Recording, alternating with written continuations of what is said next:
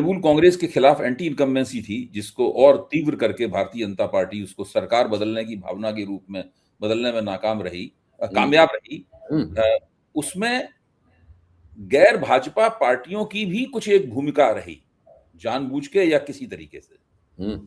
वहां जिस तरीके से कांग्रेस ने अपनी चुनावी मुहिम चलाई, जिस तरीके से सीपीएम ने अपनी चुनावी मुहिम चलाई, खुद शुभेंदु अधिकारी ने, जिन्होंने भवानीपुर में ममता बनर्जी को चुनाव हरा दिया, हैं, उन्होंने कहा कि सीपीएम के कट्टर समर्थकों ने हमें वोट दिया, और सीपीएम की तरफ से इसका खंडन नहीं आया अभी तक। शुभेंदु अधिकारी के वक्तव्य का खंडन नहीं आया है। मतलब मार्क्सवादी कम्युनिस्ट पार्टी और भारतीय जनता पार्टी, ये दोनों पोल्स अपार्ट हैं, मतलब एक दूसरे के बिल्कुल बिल्कुल उलट हैं। लेकिन इसके बावजूद भाजपा का वहां का जो सबसे बड़ा नेता, जो हो सकता है मुख्यमंत्री ही बन जाए, वो ये कह रहा है कि भवानीपुर में ममता बनर्जी को हराने में सीपीएम के कट्टर समर्थकों ने हमें वोट दिया। दूसरी तरफ कांग्रेस की तरफ से खुद राहुल गांधी ने और दूसरे लोगों ने जिस प्रकार की भाषा का इस्तेमाल किया, वो भाषा वही थी जो कि भाजपा ममता बनर्जी के खिलाफ इस्तेमाल कर रही थी। तो जाहिर है कि केवल भाजपा ने ही इस एंटी ममता और एंटी टीएमसी लहर में योगदान नहीं किया, बल्कि इन लोगों ने भी उसके अंदर अपना योगदान किया। उसके बाद जो मुस्लिम पार्टियों के बारे में हम लोग आगे चर्चा करेंगे। अभी ये जो दो बड़ी पार्टियां हैं, देश की महत्वपूर्ण जो पार्टियां हैं, सीपीएम और कांग्रेस, उनकी भूमिका है, उसके ऊपर भी तो गौर करना चाहिए। जी, मैंने इस मामले पर थोड़ा सा अध्ययन किया है, और अभी आपके कार्यक्रम के बाद हम लोग इसी पे एक कार्यक्रम रिकॉर्ड करने जा रहे हैं। देखिए, बंगाल का ऐसा अतीत रहा है। अंग्रेजों ने अपने जमाने में उसको डिवाइड किया था। सबसे पहले ये डिवीजन का प्रयोग उन्होंने बंगाल पर ही किया था, क्योंकि बंगाल के जरिए ही वो देश में आए थे। कलकत्ता में सबसे पहले उन्होंने अपना सारा जो तामझाम था, कलकत्ता को ही उन्होंने पहले अपना शहर बनाया, और बंगाल में पहले राज किया, फिर वहीं से वो फैले सब जगह। तो सिस्टम और इंस्टीट्यूशंस वगैरह उन्होंने बनाए। पहले अंग्रेजी पढ़े लिखे लोगों की बड़ी तादाद कलकत्ते और उसके आसपास ही निकली। आज भी उसका असर है समाज पर। तो खैर, ये बात लंबी हो जाएगी, तो उसको नीचे आते हैं। तो आज़ादी की लड़ाई में हमने पाया कि उसकी वजह से बंगाली समाज का बंटवारे के खिलाफ भी और आज़ादी की लड़ाई में भी तुलनात्मक रूप में बंगाल और पंजाब ने हमारे देश में सबसे बड़ी भूमिका निभाई है, और बहुत ज़्यादा कुर्बानियां उन्होंने दी हैं। मतलब तुलनात्मक रूप में वो हमारे देश के बाकी समाजों से पहले वो साम्राज्यवाद को लेकर और उनको लेकर ज़्यादा क्लियर थे, ज़्यादा पहले उन्होंने शुरू किया, फिर और लोगों ने फॉलो किया। प्रिंसली स्टेट्स ने 57 में, गदर में, खैर सभी लोग आए, लेकिन वो सब हुआ। तो वहाँ फिर सबसे पहले वो सब सवाल खड़े हुए जो वहाँ नक्सलबाड़ी आंदोलन हुआ।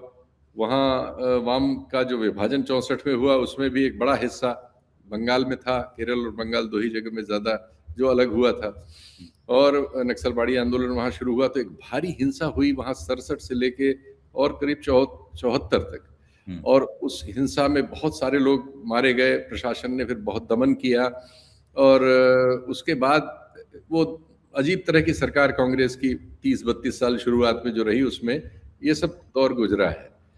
उसके बाद देश में आपातकाल लग गया था, उसके विरुद्ध जो कुछ हुआ, उसमें बंगाल में लेफ्ट फ्रंट की एक सरकार बन गई। उतनी बड़ी पार्टी उस समय वो नहीं थी, लेकिन थी बड़ी पार्टी वहाँ। लेकिन फिर भी वो सब दमन में निकलते हुए उसकी सरकार बन गई। वो सरकार 34 साल चल गई। ये आश्चर्यजनक हुआ। उसने सबसे पहले भूमि सुधार वगैरह लागू कर दिए। बटाईदार वाला एक मामला उसने ऐसा कर दिया जो ऐतिहासिक है, जो वहीं हुआ और कहीं नहीं हुआ। लेकिन उसके बाद उसके तरकश में तीर ज्यादा बचे नहीं थे, और 34 साल सत्ता में रहने से विकृतियों ने उसको भी चारों तरफ से घेरना शुरू कर दिया था, और उनके सांगठनिक ढांचे में और प्रशासनिक ढांचे में तमाम गड़बड़ियां पैदा हो गई थी। हालांकि उनके पास बहुत अच्छे नेता थे, और जो आखिरी मुख्यमंत्री गए वो वहाँ के, कहा जा सकता है कि भद्रलोक में गिने चुने लोगों में से एक थे। बहुत ही शालीन, पढ़े लिखे, सभ्य और 100% ईमानदार उनके बारे में कहा जा सकता है, बुद्धदेव भट्टाचार्य। लेकिन उस जमाने में कम्युनिस्ट आंदोलनों को दुनिया भर में आप ये कह सकते हैं उनका मुकाबला करने में राष्ट्रीय लेवल पर भी और अंतर्राष्ट्रीय लेवल पर भी बहुत सारी संस्थाओं की भूमिका है। विचारों की भी भूमिका है, और बहुत सारी हमारे लिए जानकारी में है, बहुत सारी हमारे लिए जानकारी के लिए हम प्राइवेट नहीं हो ही नहीं सकते, कल्पनाएं हैं उसके बारे में। और कम्युनिस्ट जार्गन तो बहुत सिंपली हर चीज में CIA अमेरिका वगैरह ढूंढ लेता है। अब उसका हमारे पास फैक्ट नहीं है। एक विद्वान है जगदीश्वर चतुर्वेदी, उन्होंने ऐसे 2-3 वीडियो बनाए, उसमें CIA कहा, लेकिन तथ्य कुछ दिया नहीं है, तो हमारे पास वो नहीं है, हम उसे छोड़ देते हैं। लेकिन भारतीय पूंजीपति वर्ग के लिए भी वो एक खतरे की लाल निशान था। उस एक भूभाग में देश के एक बड़ा सा लाल निशान था, जिससे वहां मजदूर आंदोलनों वगैरह से बहुत सारे औद्योगिक विकास में हिस्सेदारी करने वाले लोग वहां से भाग के बंबई की तरफ गए। और जो एक जमाने में कलकत्ते में व्यापार वगैरह की श्रृंखला थी, वो वहां से शिफ्ट हुई, बंबई शिफ्ट हो गई, और बंबई उन्नत हुआ उससे। तो कलकत्ते में आखिरी दिनों में वामपंथ के मतलब इस सरकार के जो 34 साल CPM लेड सरकार रही, उसने औद्योगिकरण करने की कोशिश की। लेकिन बंगाल एक दूसरी उसमें समस्या है कि बहुत घनी आबादी है, और 71 के युद्ध ने उसको और घना भी कर दिया था, और उसकी वजह से वहां जमीन बहुत ही सेंसिटिव इशू है। और आश्चर्यजनक है कि लेफ्ट पार्टी के लोग भी उस सेंसिटिविटी को, इसका मतलब उनका जो भी सांगठनिक ढांचा वाचा था उसमें बहुत रोग आ गए थे, और उन्होंने उसको औद्योगिकरण करने के लिए कुछ जमीन अधिग्रहण करने की कोशिश की, शिंगूर और एक नंदीग्राम, 2 जगहों में। और उसका फायदा उस समय बहुत समय से एक तरह से कहें एक अराजकतावादी आंदोलन का नेतृत्व कर रही ममता बनर्जी को मिला, जो वहाँ कांग्रेस में पहले थी और मिलिटेंट थी। जहाँ जहाँ लेफ्ट शासन रहे वहाँ कांग्रेस भी बहुत ऑर्गेनाइज हो जाती है, या किसी को भी राजनीति करने के लिए ऑर्गेनाइज होना पड़ता है, क्योंकि सामने एक ऑर्गेनाइज्ड फोर्स आपके सामने होती है। तो बंगाल में कांग्रेस भी बहुत ऑर्गेनाइज थी। तो ममता बनर्जी उसकी नेता बनी, और उन्होंने अपने को कांग्रेस से अलग कर लिया, क्योंकि उनको ये शक था कि जो कांग्रेस की सेंट्रल लीडरशिप है वो वामपंथियों से उस तरह से नहीं लड़ रही जैसा वो समझती थी कि लड़ना चाहिए, या उनके इस विचार के पीछे कुछ कौन से इंटरेस्ट ग्रुप्स थे वो मुझे नहीं जानकारी है। इस तरह के एलिगेशंस हैं, लेकिन फैक्ट्स नहीं है हमारे पास। फिलहाल वो लड़ रही थी। तो एक स्टेज ऐसी आई कि जब ये शिंगूर और नंदीग्राम वाला इशू हुआ, तो उस लड़ाई में अलग अलग तरह के अनेक तत्व आ गए। उसमें जंगल महल इलाके में, चूंकि हमारे इस पूरे जो ये वनाच्छादित क्षेत्र है, झारखंड है, छत्तीसगढ़ है, जंगल महल है, नेपाल तक चला जाता है, इसमें एक बड़ा नक्सल आंदोलन रहा है। अभी इस समय उसमें से बहुत क्षय उसकी हो गई, लेकिन एक बड़ा नक्सल आंदोलन उसमें बहुत समय से, जब से नक्सल आंदोलन शुरू हुआ है, बहुत तरहों से वो वहां है। उसमें से बहुत सारे लोग आए जिन्होंने जंगल महल क्षेत्र में एक व्यापक हिंसा की। उसकी एक लिस्ट है, करीब 220 लोगों को उन्होंने मारा। और एक सज्जन थे किशन जी करके, वो मुंह पे ऐसे कपड़ा बांध के टीवी पे आते थे, वरना नक्सल लोग कभी सामने नहीं आते, लेकिन उनको थोड़ा सा आकर्षण था, तो वो तो मुंह उधर किए रहते थे और कपड़ा बांधे रहते थे, और बड़ी राइफल उनकी टंगी रहती थी, और वो बहुत लोकप्रिय हो गए थे मीडिया के लिए, क्योंकि इस तरह का कोई व्यक्तित्व तो सामने था जो। और उन्होंने इस दौरान 34 सालों में जो CPM के दफ्तर बन गए थे बहुत सारे, उन सबको मीडिया ने, राष्ट्रीय मीडिया ने और अन्य मीडिया ने लिया कि देखिए इनके महल बने हुए हैं वगैरह वगैरह।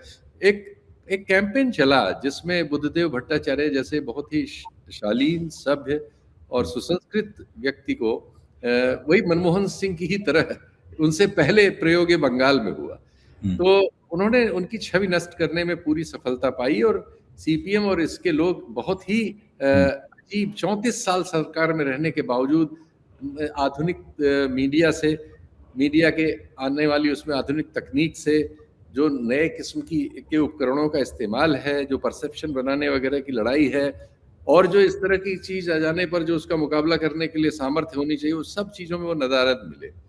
और मतलब एकदम एक्सट्रीम राइट से एक्सट्रीम लेफ्ट का एक कॉम्बिनेशन इनके पक्ष में खड़ा हो गया ममता बनर्जी के। और उसने 2011 में, उससे पहले लोकसभा में हराया उसने 2009 में शायद या 10 में, और फिर पंचायतों में हराया। पंचायतों में थोड़ा बराबर का मुकाबला रहा, लेकिन उसके बाद विधानसभा में बुरी तरह से उन्होंने उनको हरा दिया। उससे एक चुनाव पहले वो लोग रिकॉर्ड सीटों पर जीते थे, और एक चुनाव बाद ही वो मनमोहन सिंह की तरह ही पूरी तरह से धराशायी हो गए। उसके बाद जो बंगाल में हिंसा हुई है, अगर हम बात न करें तो फिर हम राजनीति को बंगाल की व्याख्यायित ही नहीं कर सकते। करीब करीब 1200-1300 सीपीएम के लोगों को मारा गया, एक दो नहीं है, ये रिकॉर्ड पे है सब चीज।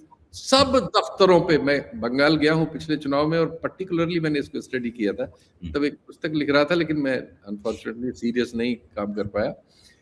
उनके हर जिले के लगभग हर ऑफिस को जला दिया गया था। सब बड़े बड़े ऑफिस बने हुए, पक्की बिल्डिंग बड़ी बड़ी बनी हुई है, और कोई नहीं बचा था। पूरे बंगाल के हर जिले के हर दफ्तर को फूंक दिया गया था, और छोटे तो कम से कम ऐसे हजारों हैं, वहां छोटे छोटे ऑफिस होते थे हर मोहल्ले में। अब भी तृणमूल के भी हैं उसी तरह से, जो अब फूके जा रहे हैं। तो उस तरह की प्रतिक्रिया हुई जिसमें हजारों दफ्तरों को फूका गया छाट के, और सीपीएम के कार्यकर्ताओं के लिए 11 से लेके 15 तक जीना मुश्किल था उनका। बहुत से लोग बांग्लादेश भाग गए थे, बहुत से लोग उत्तर भारत में दूसरी जगहों पर गए, और उनका हिंदू मुस्लिम बंटवारा हुआ बहुत तेजी से। मुसलमान जितने थे उसमें जो भी थोड़े बहुत मंडल प्रभारी भारी जो भी छोटे मोटे नेता थे, आदिवासी थे, जैसे खगेन मुर्मू सांसद होते थे, बीजेपी के सांसद हैं, और ये सब लोग जो है मुसलमान भाग गए तृणमूल की ओर, और हिंदू जो है 14 में चूंकि सरकार बदली और केंद्र में बीजेपी की सरकार आ गई, उनको लगा कि शायद केंद्र सरकार उनकी सुरक्षा करे, वो भागे फिर बीजेपी की ओर, और बीजेपी ने उनको ढाढ़स दिया। हालांकि 16 में बीजेपी 10% वोट पे जा पाई, ढाढ़स ही दे पाई, लेकिन उसने कार्रवाइयां शुरू कर दी थी। ममता बनर्जी के क्लान के खिलाफ जो भ्रष्टाचार के मामले आ रहे थे, उस पर उसने केंद्रीय सत्ता आते ही उंगली रखना शुरू कर दिया था केंद्र की सरकार ने। इसके बावजूद कि ममता बनर्जी एक समय बीजेपी के साथ केंद्र में सरकार में रह चुकी थी, और ममता बनर्जी के इस पार्टी में डायरेक्ट रिलेशंस अच्छे थे, अटल जी की सरकार थी वो तो, लेकिन ये बीजेपी ने फिर वो नारदा सारदा कई कांड वहां हुए, जिनमें सब में एक्शन करना शुरू किया, और उनके जब नेताओं के, बड़े बड़े नेताओं के यहाँ छापे पड़ने लगे, तो लेफ्ट का जो काडर हिंदू था वो बीजेपी की ओर शिफ्ट होना शुरू हुआ कि ये हमें बचा सकते हैं। तो बंगाल का जो कुछ है वो बहुत साधारण नहीं है, वो नंगी आंखों से उसे समझा नहीं जा सकता। इसलिए वहां के कांग्रेस कार्यकर्ता या लेफ्ट कार्यकर्ता के भीतर आज ममता बनर्जी के जाने पर एक जो प्रसन्नता का वातावरण है चारों तरफ, इसको उनकी व्यक्तिगत व्यथाओं में वो बहुत गुंफित है।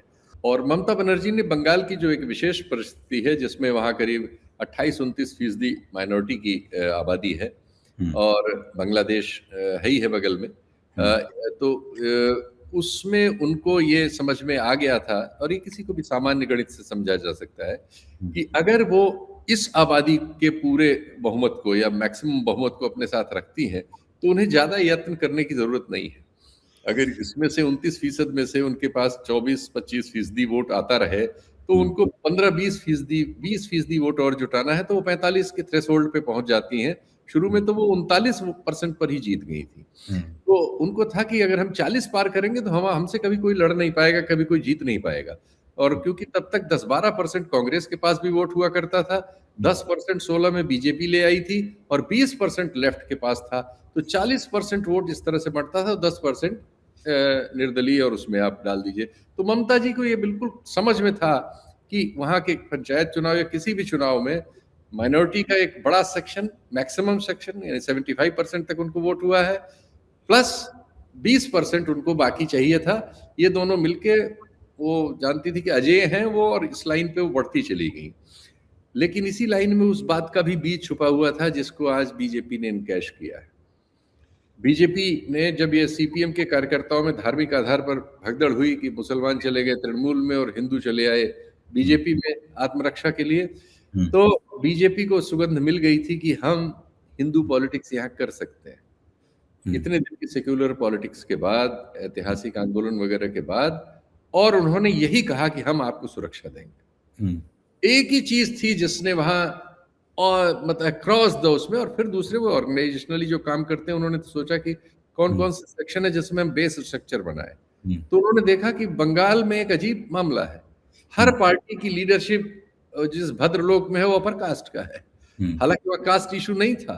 बीजेपी वहां गई इसको लेके, और उसने मथुरा समुदाय में और दलित समुदाय में सबसे पहले अपनी पैठ बनाई, वो भी आसाम के रास्ते, उधर उत्तरी बंगाल से, और जंगल महल तक उसको ले आई, जो उसने किशन जी को, सबसे पहले ममता बनर्जी ने आने के बाद किशन जी को मारा। किशन जी विजिबल थे, वो कहाँ कहाँ घूम रहे हैं, सब पुलिस सबको पता था। तो ममता बनर्जी उन्हीं के कंधों पे आई, उन्होंने 220 लोगों को मारा था नक्सलों ने जंगल महल में, 220 सीपीएम के कार्यकर्ता, ये रिकॉर्ड पे है।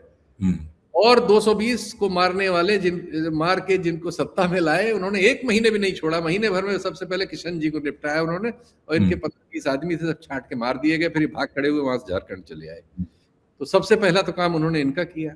फिर उसके बाद उन्होंने उन गुंडों को जो इधर उधर दूसरी पार्टियों में या इधर उधर सीपीएम वगैरह के लिए भी काम करते थे, सबका बढ़िया संगठन बनाया और 20% उनको लेना था। और इतना रैम्पेंट करप्शन उन्होंने बंगाल में किया है, इतने कांड किए हैं उनके यहाँ। किसी के यहाँ 50 करोड़ पकड़ा जा रहा था, मंत्री के यहाँ, जो इन लोगों ने यहाँ से पकड़ा, शारदा नारदा चिटफंड कंपनियां खोली, पैसे जुटाने के बहुत वो किए। और आपने देखा ही कि 19 या 20 से उन्होंने आईपैक को हायर कर लिया था। आईपैक ने, मैं उसमें बिल्कुल प्राइवी हूँ इन्फॉर्मेशन का, 3000 से के करीब लोग और रेगुलर हायर पे थे उसके। 3000 लोगों के लिए पैसा, आप सोचिए। और बॉन्ड का आपको याद ही होगा, जब इलेक्टोरल बॉन्ड का खुला था तो देश में 2 रीजनल पार्टी के पास कांग्रेस से ज्यादा फंड गया था। एक थी तेलंगाना वाली पार्टी और एक थी पश्चिम बंगाल। और उन्होंने फिर परिवार में भी अपने भतीजे को आगे किया, या भांजा जो है उनका अभिषेक बनर्जी, और जिसकी पत्नी और उसके रिश्तेदारों के पास उसी तरह से जैसे लालू यादव के परिवार के पास, अखिलेश यादव के परिवार के पास, या जितने हमारे रीजनल सत्रप हैं जिनके सबके पास हजारों करोड़ तलवे के नीचे होता है, उसी तरह की संपत्तियां उनकी हो गई। और केंद्र में ऐसी सरकार थी जो इस तरह के मीट में से अपने लिए सफलताएं निकालती है।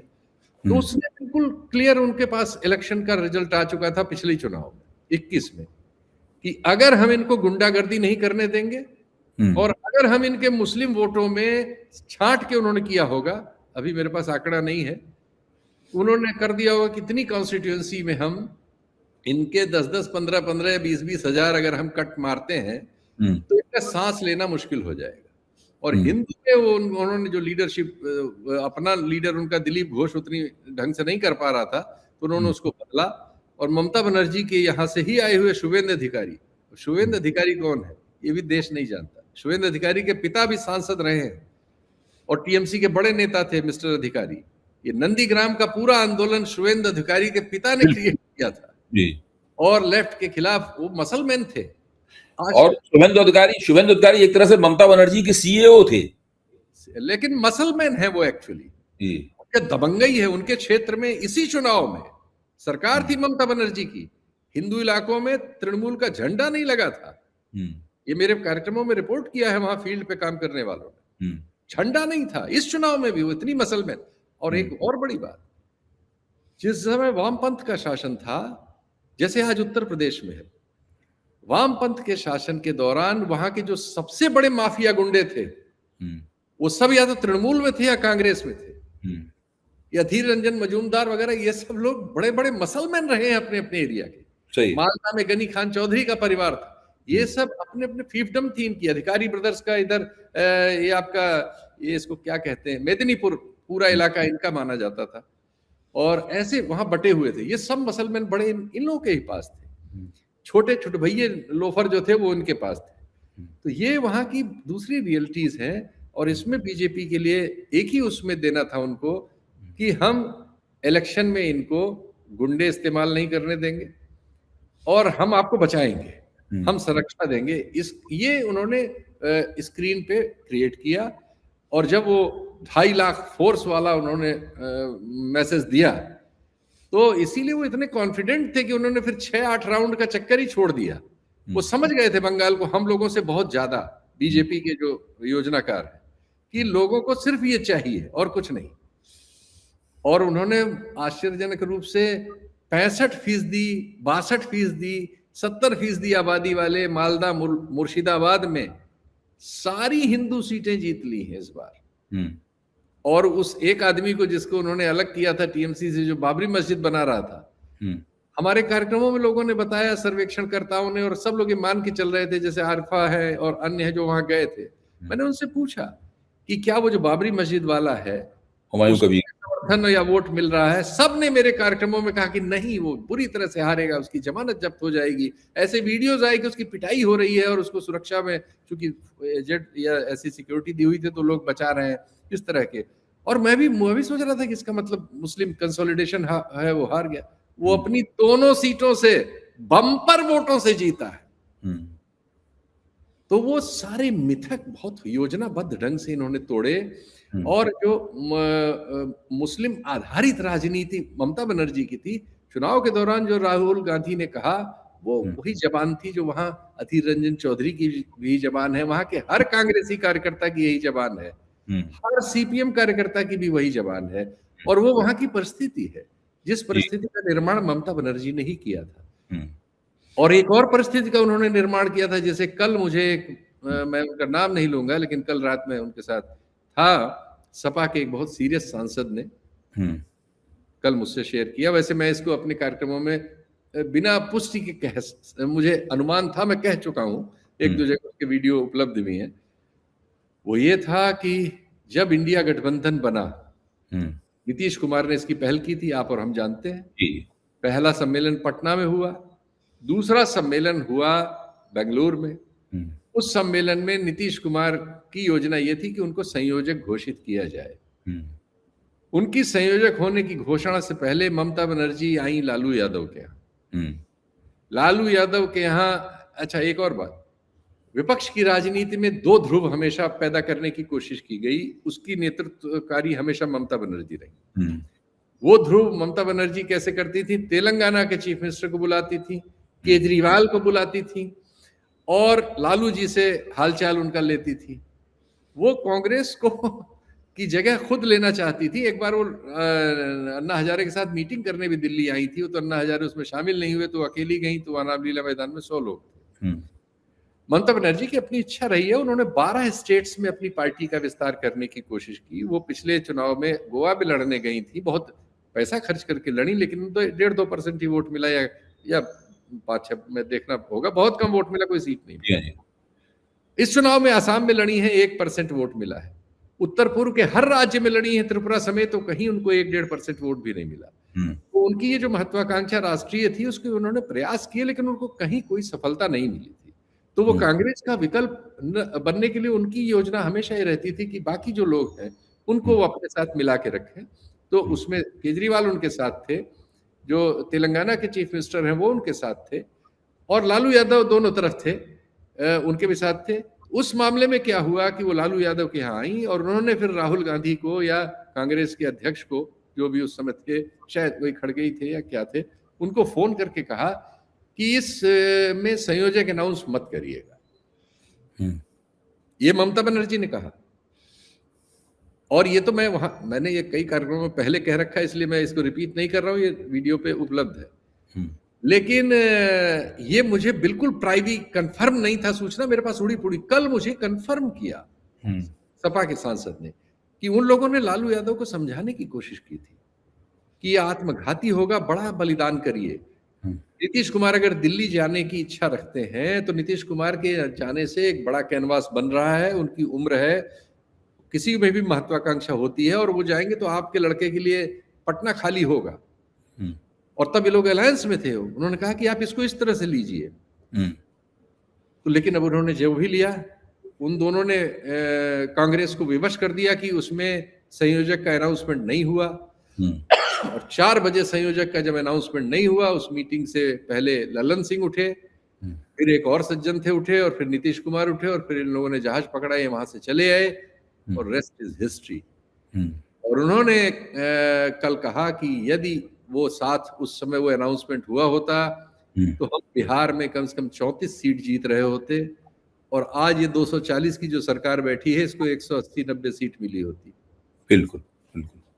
तो इन लोगों ने बहुत से आत्मघात किए हैं, बहुत से ऐसी चीजें हैं जिसके लिए मतलब इनके अपने काम भी जिम्मेदार हैं, लेकिन ये सच है कि ये सब करते हुए भी जो खतरा इस सब चीज से अब पहुंच गया है, अरब सागर से गंगा सागर तक, इस खतरे से अब इस देश का जो नुकसान होगा और ओवरऑल जो नुकसान होगा, और हमारी जो आज ही शुरू हो गया है कि कल से तमाम पाकिस्तानी अकाउंट बंगाल में चूंकि हिंसा एकदम से फिर फैली है, लुम्पेन एलिमेंट सब इनकी ओर से अब हिंसा कर रहे हैं, तृणमूल के ऑफिसों को जला रहे हैं, तृणमूल के कार्यकर्ताओं को पीट रहे हैं, विधायकों को मार रहे हैं, प्रत्याशियों को कर रहे हैं, गरीब आदमियों को लूट रहे हैं, स्त्रियों को छेड़ रहे हैं। सब बदमाशी वहां उसी तरह से हो रही जैसे 2021 में हुई थी, सिर्फ मृतक सूचना नहीं है उस तरह से। घायल अनेक है, और वहां 2.5 लाख की फौज पड़ी हुई है, तब भी ये सब हो रहा है। लेकिन ये सही है कि जो खतरा इस घटना से इन लोगों ने मतलब निर्मित कर लिया है, उसकी भरपाई इस देशवासियों को और लोकतंत्र को पता नहीं किस किस रूप में कितनी चुकानी पड़ेगी। हम लोग अभी उसका तखमीना लगाने की स्थिति में ही नहीं है। देखिए, आपने बहुत विस्तृत, गहन और ऐतिहासिक परिप्रेक्ष्य के साथ विश्लेषण किया है। हम लोगों ने करीब 35 मिनट तक चर्चा कर ली है, फिर भी मुझे ये लोभ हो रहा है कि मैं आपसे एक अंतिम सवाल जरूर पूछूं। जरूर। राहुल गांधी ने अब स्वर बदला है। राहुल गांधी ने कहा है कि मैं ममता दीदी के साथ हूं, उसके आकलन के साथ हूं कि 100 सीटें चुराई गई हैं और अब हम लोगों को मिलजुल कर काम करना है और लोकतंत्र को इस तरह नष्ट किया जा रहा है, फिर से इंडिया गठबंधन को उठाना है। वो इस प्रकार की ये भाषा बोल रहे हैं। तो अब पहले तो आपने वहां पे ये कहा, जिसके आपने बताया कि उनकी मजबूरी थी, उनको कहना ही था। अब आप ये कह रहे हैं, तो ये जो अंतर्विरोध है पूरी बात में, ये तो कहीं बात को कहीं जमने नहीं देता, मतलब कोई आधार नहीं बनता इसका। देखिए, ऐसा है कि जैसे तृणमूल आसाम में लड़ रही थी, तो तृणमूल के नेता आसाम में वहां कांग्रेस की भी आलोचना करते थे, बीजेपी की भी आलोचना करते थे। जब आप सामने आमने लड़ेंगे तो आप ऐसा नहीं कर सकते कि सिर्फ बीजेपी की आलोचना करें और तृणमूल की न करें। पहले तो इन लोगों ने अलायंस की कोशिश की तृणमूल से। तृणमूल ने कहा कि हमें यहाँ अलायंस की कोई जरूरत नहीं है, हम किसी से कोई अलायंस नहीं करेंगे। तो जब आप अलायंस में नहीं है, आमने सामने लड़ रहे हैं, वो राहुल गांधी का भाषण चुनाव में दिया गया भाषण था। चुनाव में उनको दोनों पक्षों को गलत बता के अपने को सही बताना था, उन्होंने वो काम किया। अब चुनाव खत्म हो गया है तो उनको राष्ट्रीय परिप्रेक्ष्य में बोलना है, जिसमें विपक्षी एकता शामिल है। ये अंतर्विरोध तो केरल में भी है। केरल में राहुल गांधी लेफ्ट के खिलाफ जो कुछ बोलते हैं, और राष्ट्रीय इसमें जब इसकी मीटिंग होती है, जो लोगों ने साझा संगठन बनाया हुआ है इंडिया गठबंधन, उसमें लेफ्ट और वो बैठ के साथ साथ कॉफी पीते हैं, चाय पीते हैं और अच्छी प्लेजेंट्री बात करते हैं। ये अंतर्विरोध रहेगा जब तक राज्यों के स्तर पर जहां जहां समझौते नहीं है और लोग आमने सामने हैं। जैसे आम आदमी पार्टी और कांग्रेस में बड़ा अंतर्विरोध है। कई बार केजरीवाल अंदर गए फिर बाहर आए, बातें भी बहुत बारी कड़वी होती रहती हैं। अभी पंजाब में ये लोग आमने सामने लड़ेंगे, जाने क्या क्या एक दूसरे के लिए कहेंगे। तो ये रहेगा, लेकिन राष्ट्रीय परिप्रेक्ष्य में कोई मुद्दा आएगा लड़ाई का तो फिर एक साथ बैठने के लिए न्योता भी जाएगा, ये न्योते की उम्मीद रखेंगे। ये अंतर्विरोध तो हमारी राजनीति की रियलिटी है। जी, बहुत बहुत धन्यवाद शीतल जी। बहुत ही विचारोत्तेजक चर्चा हुई और मुझे यकीन है कि इसे नई परख के दर्शक बहुत पसंद करेंगे। और अब तो आज तो हम लोगों ने सारा समय बंगाल पर लगाया, अभी तमिलनाडु और केरल और आसाम बाकी है, और जल्दी ही आपसे इन प्रांतों के ऊपर भी, खासतौर से तमिलनाडु के नतीजे के ऊपर चर्चा होनी बहुत जरूरी है। वो हम लोग चर्चा करेंगे। धन्यवाद।